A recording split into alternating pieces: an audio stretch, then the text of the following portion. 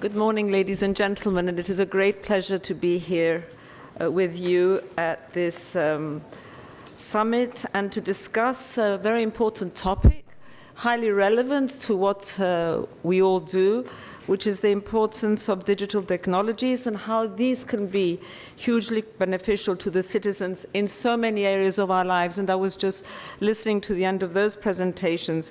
Of course, healthcare can be no exception. And putting citizens at the center is also crucially important.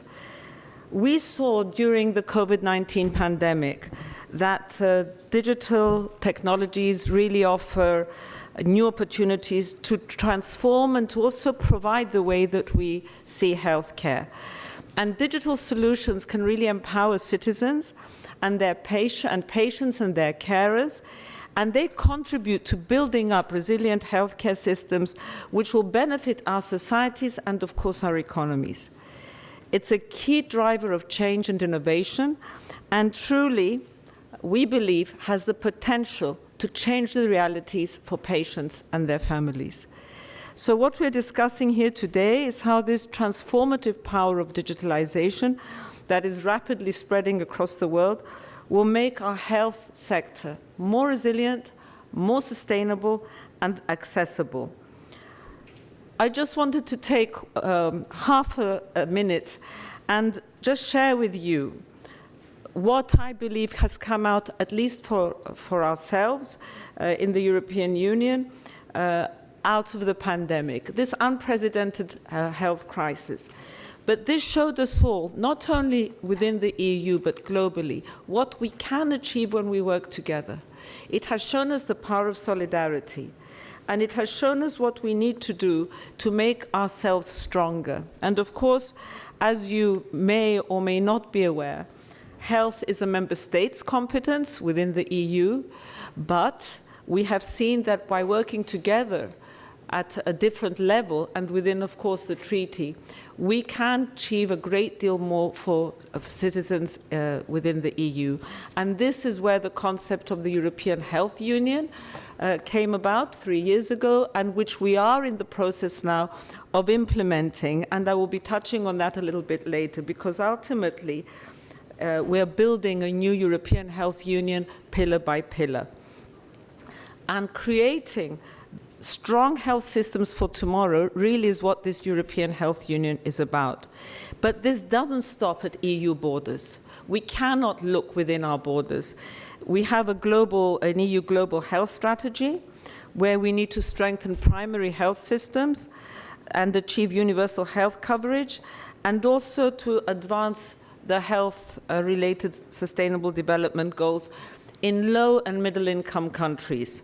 And again, we saw in the pandemic that we need to look out of ourselves. We cannot look inwards.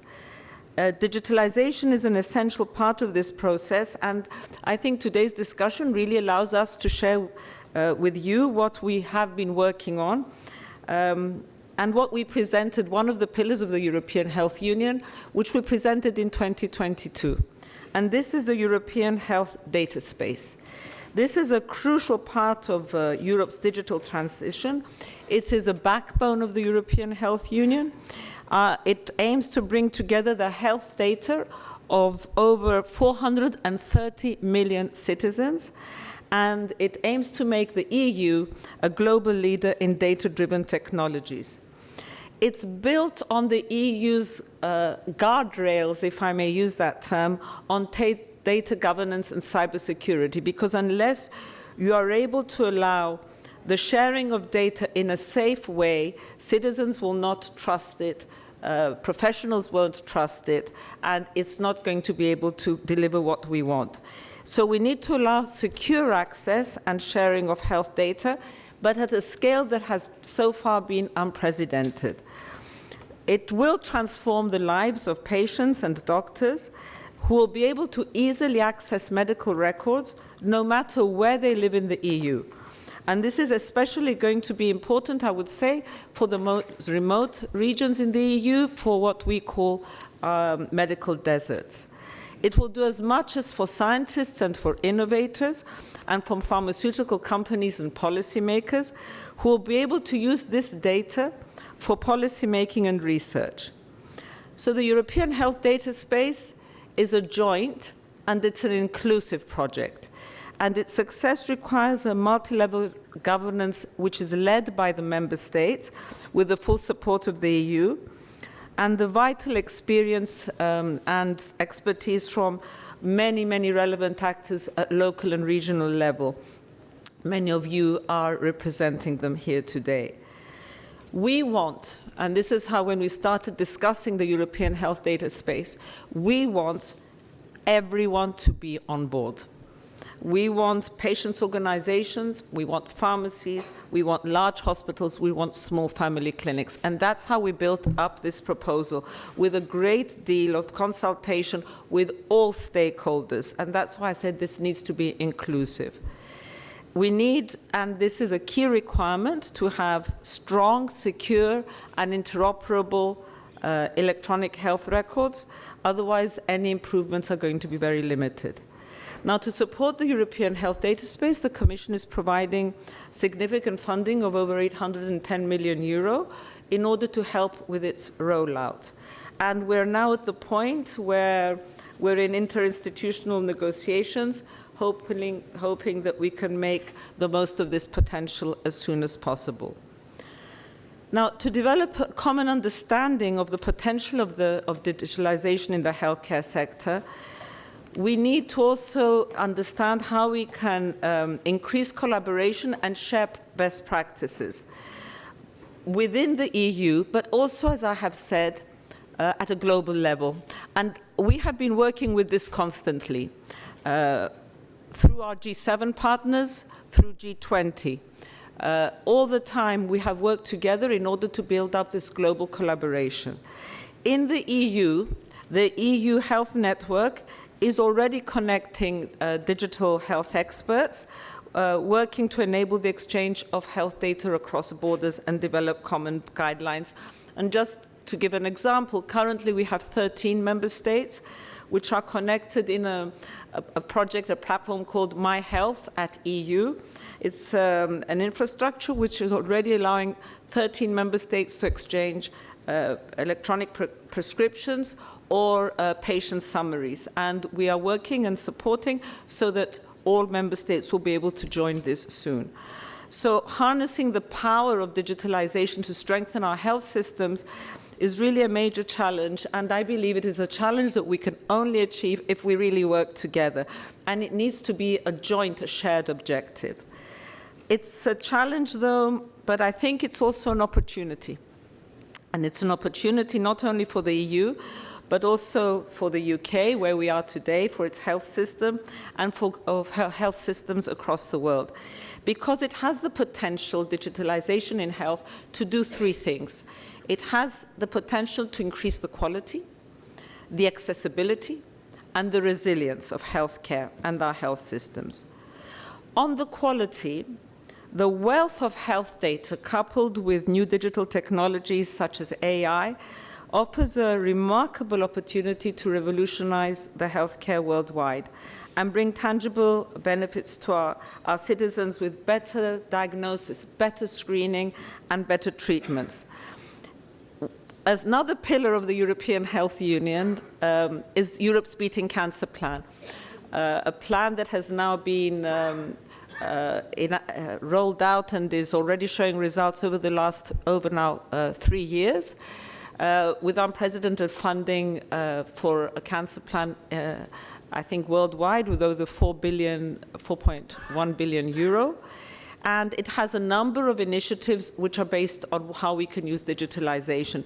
And for example, in 2022, we launched a European Cancer Image Initiative to support the development of new computer-aided tools to improve screening, diagnosis, and personalized medicine.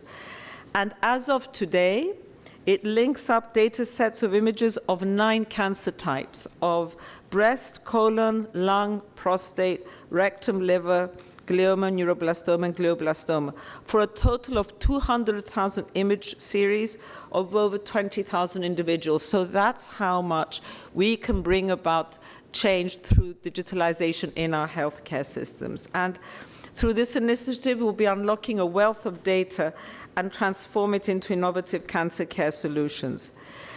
Digitalization of healthcare data will also help to conduct research and increase the development of solutions to unmet medical needs. So when we're looking at what we are building in the last 3-4 years as a European Health Union, the pillars interact with each other. So what we're doing with the European Health Data Space comes together with Europe's Beating Cancer Plan, because if we manage to build up a strong digital system for health data, this will automatically feed into many of the actions of the cancer plan. Accessibility, digital healthcare services, we all know now telemedicines, mHealth facilitate access, of course, to expertise, especially in remote regions. And again, the pandemic has shown us how much we can do, because it really, I think, increased and accelerated the uptake of these technologies. The share of the EU citizens that had the remote consultations online or via telephone with a GP increased from 29% that it was in June 2021 to almost 40%, June 2020, to almost 40% by June 2021. And this has enormous potential for people with low mobility, those who live in very remote regions, to consult healthcare providers. And it connects people and connects healthcare. On resilience, easier access to data is going to be to the benefit of all health systems and the overall functioning of systems, and ultimately to society, because when we're talking about health systems, this is ultimately going back into what it benefits our societies. And in the EU, we're estimating potential savings of over 11 billion euro in 10 years as a result of better access and exchange of health data, and from better use of health data in research and innovation. And I think it's important to also say that by having this access to health data, by being able to draw in on this huge amount of data, you can also be better prepared and respond to shocks in our healthcare systems and in our societies in a much earlier. Now, all this work requires investment. It requires investing in digitalization and in healthcare. And ultimately, this requires investment in our future. And with the Global Gateway, the EU is addressing what we see as a digital divide with partner countries in order to support them to deploy their digital networks and infrastructure. And I wanted to share with you that in 2022, with the African Union, Team Europe launched an initiative to strengthen the healthcare systems and digitalization in the African continent and advance universal health coverage. And member states in their own recovery and resilience plans have allocated over 14 billion euro on their health infrastructure. And this comes into concrete examples. I will not go into details, but just to give you an idea, through this, for example, one of our member states, France, is investing over 2 billion euro in information systems, in shared medical records, and then trying to improve their interoperability and security and have a one-stop shop for all digital services for all healthcare professionals. So there's a lot that we can do if we look at the potential of digitalization in healthcare. We have a number of EU-funded projects at the moment which are underway. And for the first time, our EU for Health program is now funding 7 projects, because it's important that we also focus on the training of health professionals on their digital skills. So you need to work horizontally in order to be able to make this really have added value. I'm going to end. I'm conscious of time. I just want to say 2 things. First of all, We also need to be aware when we're talking about digitalization, and especially in a forum like we are today and in audiences like today, that we need to be very careful when that digital health literacy does not widen health inequalities through digital exclusion. And this is why we have a number of projects which are focusing exactly on this. We need to make sure that in member states across the world, in different parts of member states, we are bringing people on board. And this is also for health professionals. And we need to pay the utmost attention to this, because digital exclusion must not become a barrier to accessing healthcare.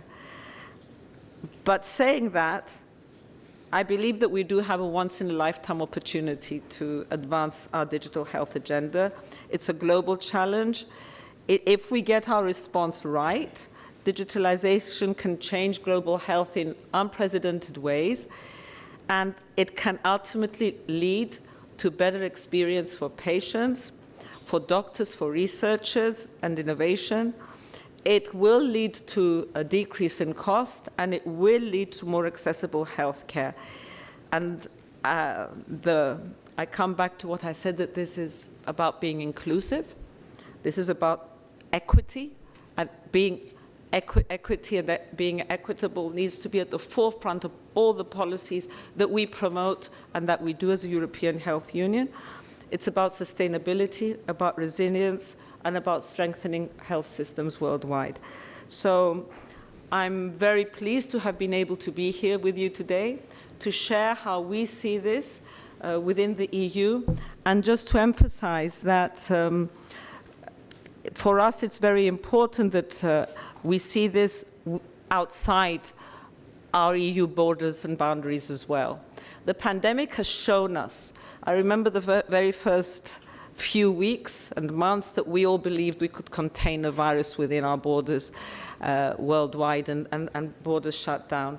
But we have seen the power of solidarity, the power of working across borders, the power of working globally, and the power of doing what we can to make sure that there is equity, not only within member states, across the EU, globally, so that there's no divide. And digitalization can really provide us huge opportunities for this, as long as we don't forget that we must do this without leaving anyone behind. Thank you so much for giving me this opportunity to be here with you. Thank you.